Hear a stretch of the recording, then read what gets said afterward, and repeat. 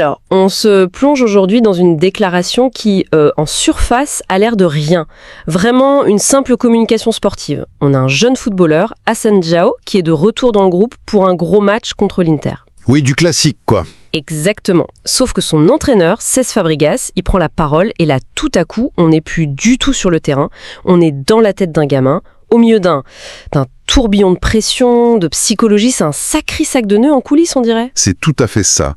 Et ce qui est vraiment intéressant ici, c'est qu'on a la source directe. Ce sont les mots de Fabregas, bruts, sans le filtre d'un journaliste.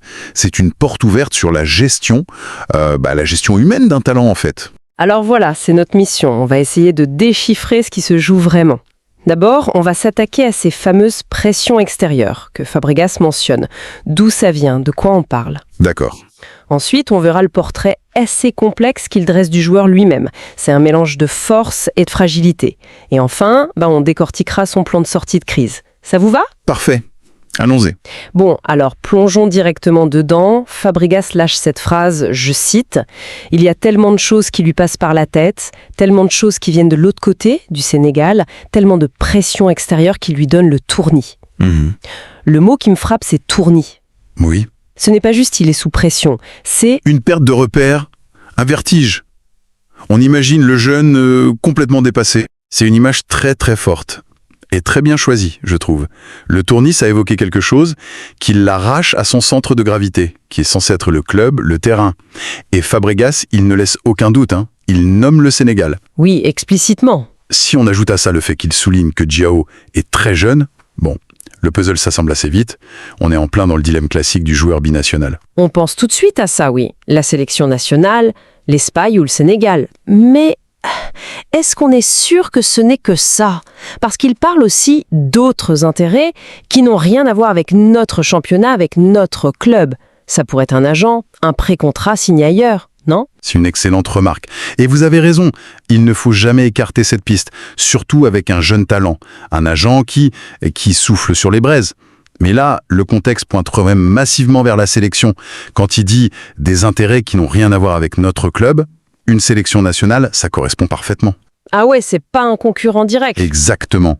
Mais c'est un enjeu qui parasite complètement la concentration du joueur. Donc ses intérêts, ce serait la fierté, l'appel des racines. C'est bien plus que ça, je pense.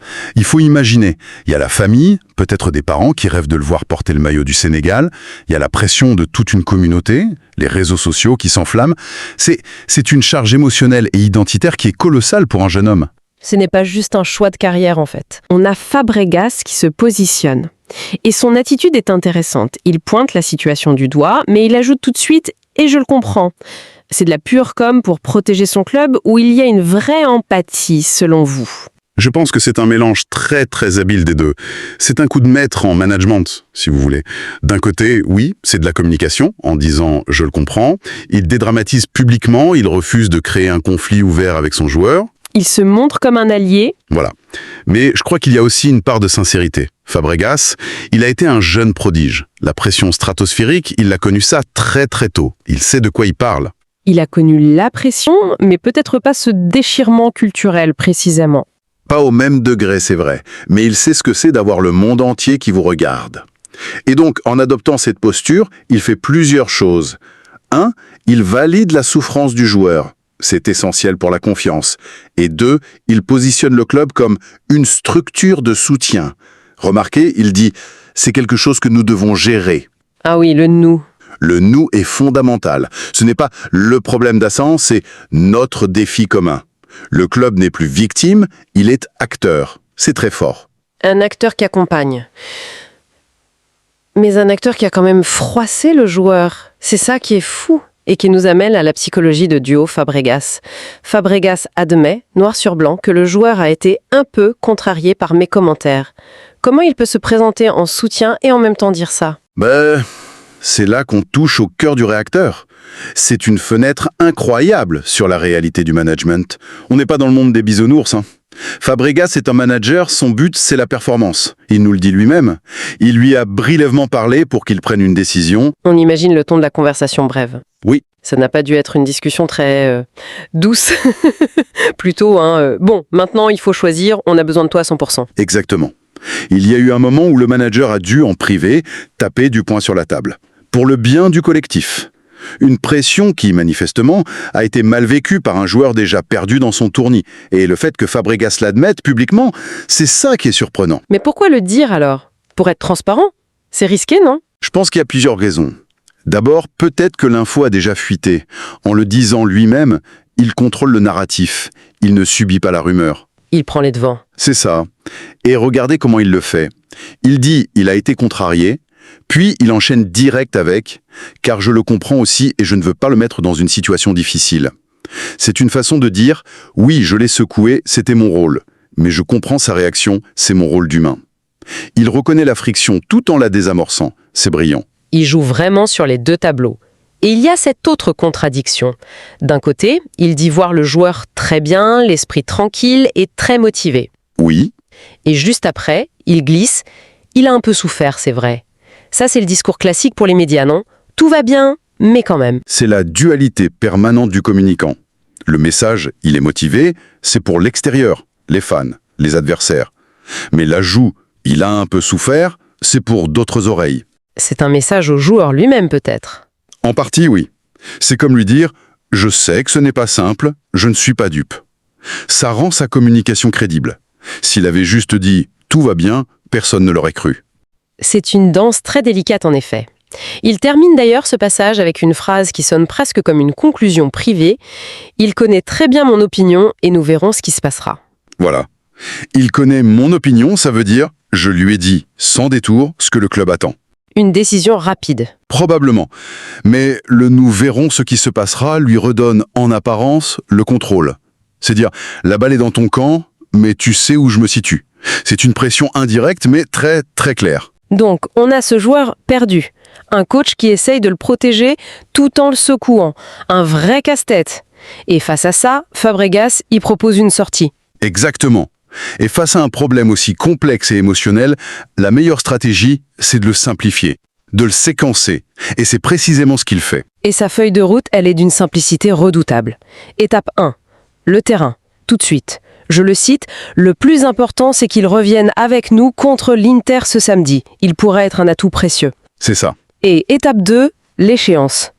Ensuite, il y a un autre match à jouer avant que nous puissions prendre une décision. C'est limpide. C'est une méthode de gestion de crise, de manuel. On compartimente. D'abord, l'objectif à très court terme.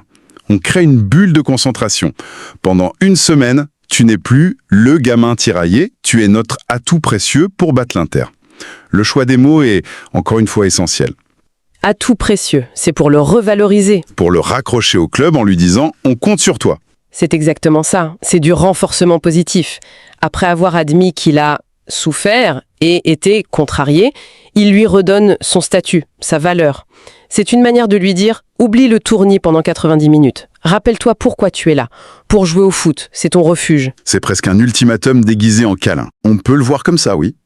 C'est une bulle d'air, mais une bulle d'air avec une date d'expiration.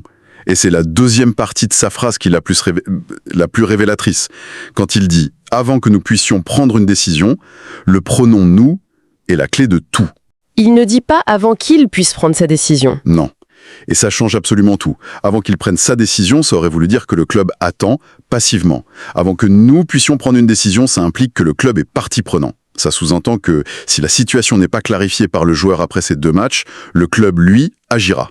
Et cette décision du club, ça pourrait être quoi, le mettre sur le banc? C'est une possibilité. Ou une discussion plus ferme. Le message, c'est « on te donne de l'air pour ces 2 matchs, mais l'incertitude ne peut pas durer. Elle est mauvaise pour toi et pour nous. Donc, après ce délai, la situation devra être réglée. » C'est une pression douce, mais une pression bien réelle. C'est fascinant. Si on récapitule, en quelques phrases, Fabregas nous a donné un vrai cours de management moderne. Il a identifié un problème humain complexe, le tournis d'un jeune. Il a géré la communication de crise avec une franchise calculée, en reconnaissant les frictions.